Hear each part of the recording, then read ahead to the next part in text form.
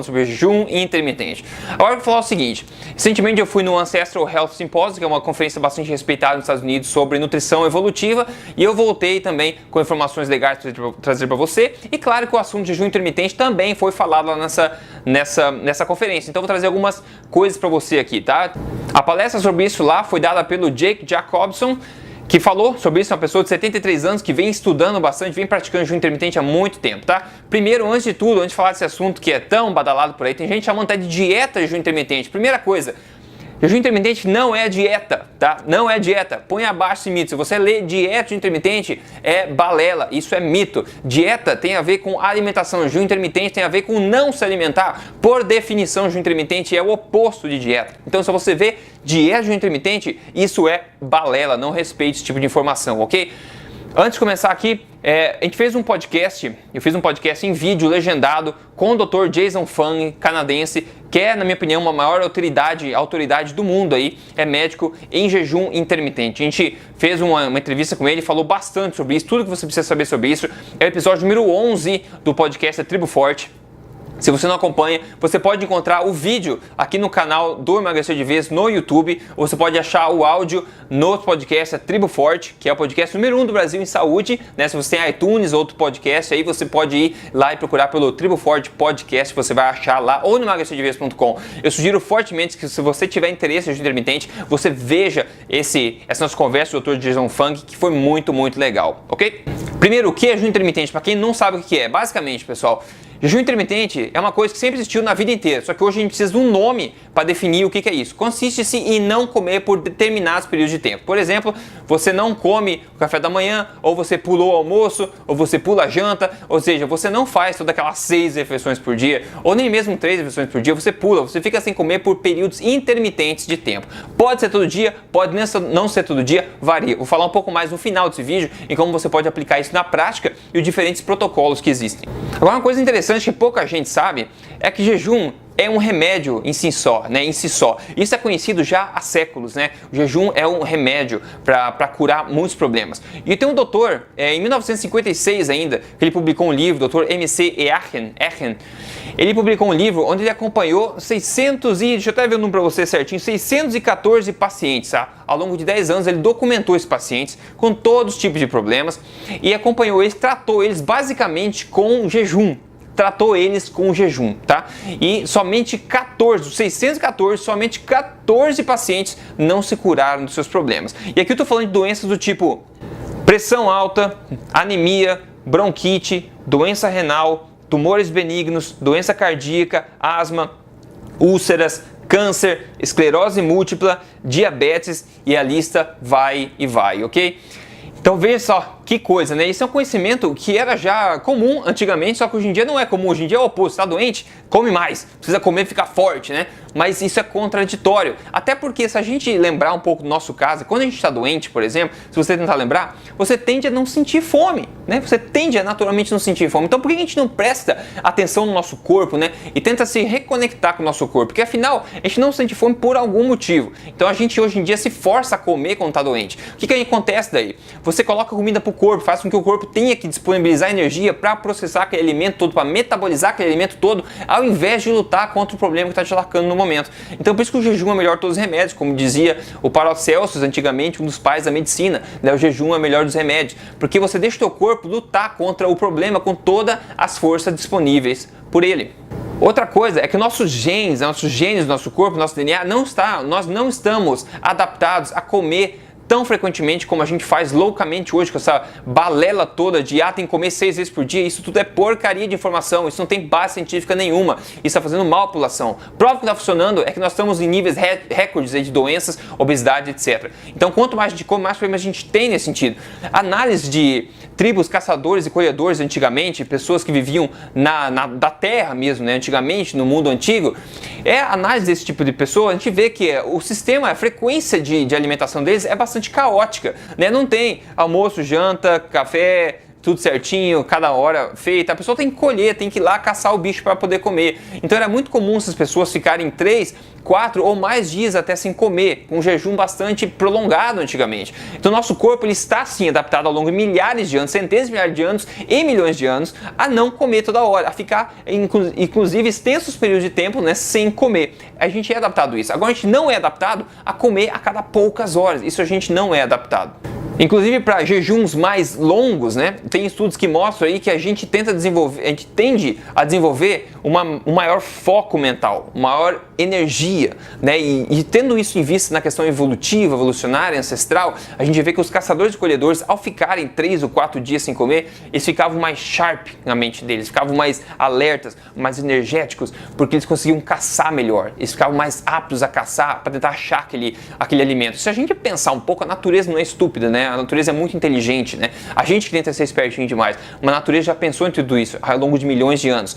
Se a gente fica sem comer 1 dia, 2 dias, mas a gente está na floresta, no meio de uma tribo lá, você tem que caçar teu alimento, ou pescar teu alimento. Se você fica sem comer, não pesca nada, não caça nada por 2 dias, e você começa a sentir para baixo, e mais cansado, e não consegue nem levantar da cama, com todos os problemas, você vai morrer, né? Você vai morrer. Porque se você não caçou, não colheu nada, não caçou nada, não pescou nada em 2 dias, que você tinha energia, no terceiro e no quarto dia que você não vai caçar nada mesmo, que está mais cansado.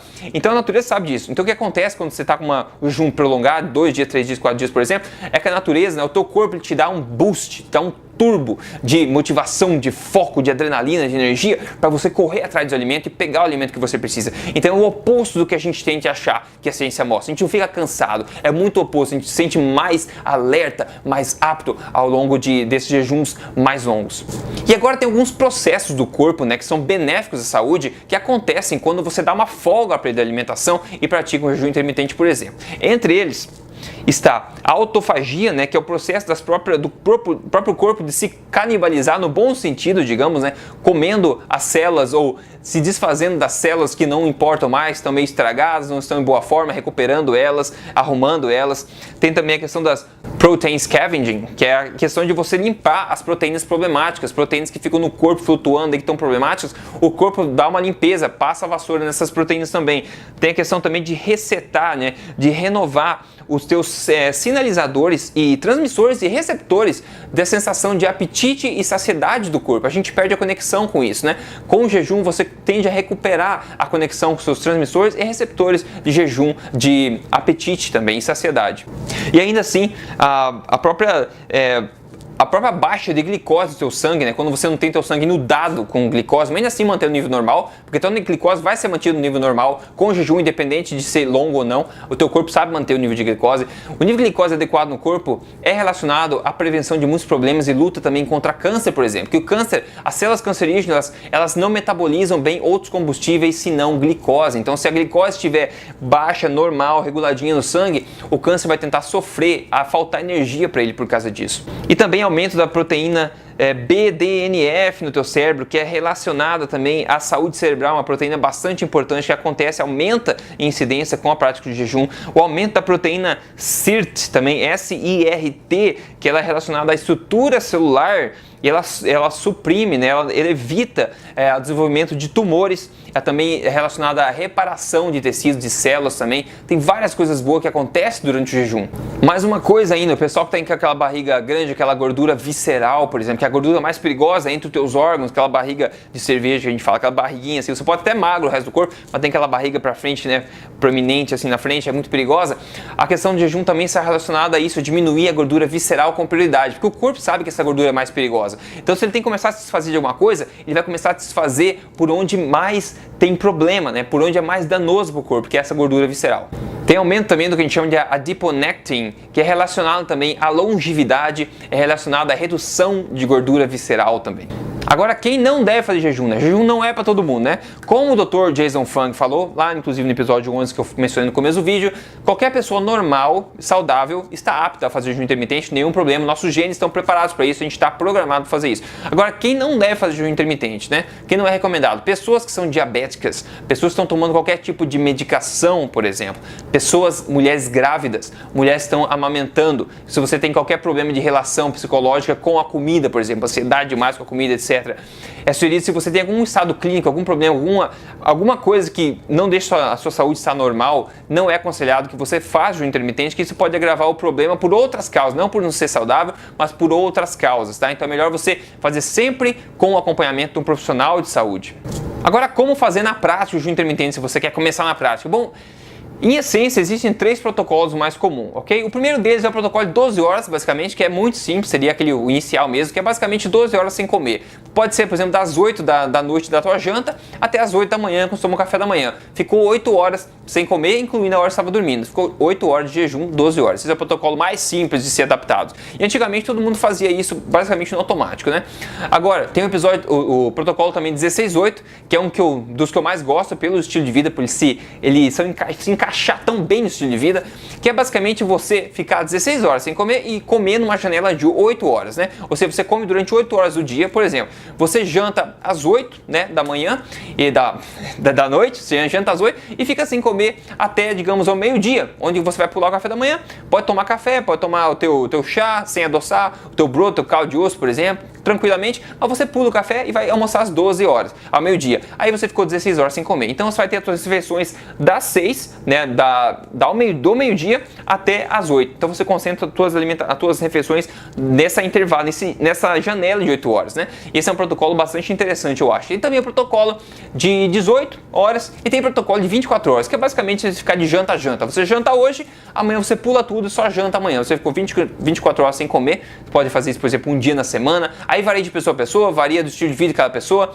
Uma coisa muito importante: se você está com a sua alimentação desregulada, você não está seguindo uma alimentação forte, uma alimentação correta, e você está acima do peso, né? Você vai tentar seguir o jejum intermitente com a primeira intervenção, a primeira coisa que você vai fazer, vai ser bem mais difícil para você, porque o teu corpo está adaptado a se alimentar de glicose, a receber comida muito frequentemente. Então a minha dica, né, é sempre assim: você primeiro implemente, regularize uma alimentação correta no seu dia a dia, como uma alimentação forte que a gente tanto fala.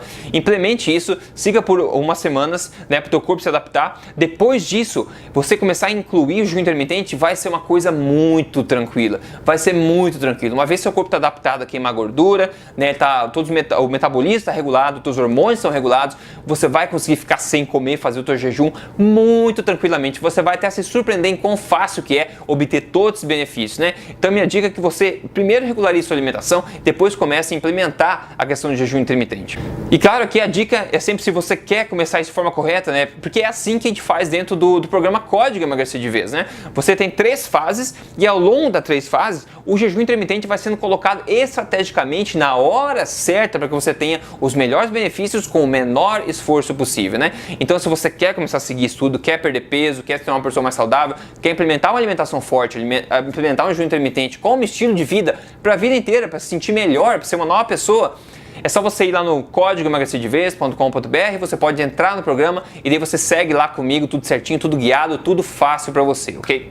Então é basicamente isso, né? Uma coisa que todo mundo tá falando aí, jejum intermitente, não tem segredo, é uma coisa que sempre foi feito antigamente na humanidade, ao longo da nossa história, ao longo da nossa evolução, mas que bem recentemente a gente esculhambou tudo isso e está nos alimentando frequentemente, sem justificativa científica nenhuma. Esse que é o pior. Esse tipo de diretrizes são recomendadas para as pessoas por aí em aberto, né, como o correto, não tem base científica nenhuma para comprovar que isso é certo. A gente está fazendo um ataque aí à humanidade, um ataque em massa, e a gente vê os números das pessoas aí realmente morrendo cedo, com problemas, né, todos os tipos de síndrome metabólica, câncer, Alzheimer, diabetes, obesidade, todos os tipos de coisas. Isso não é normal, isso é comum.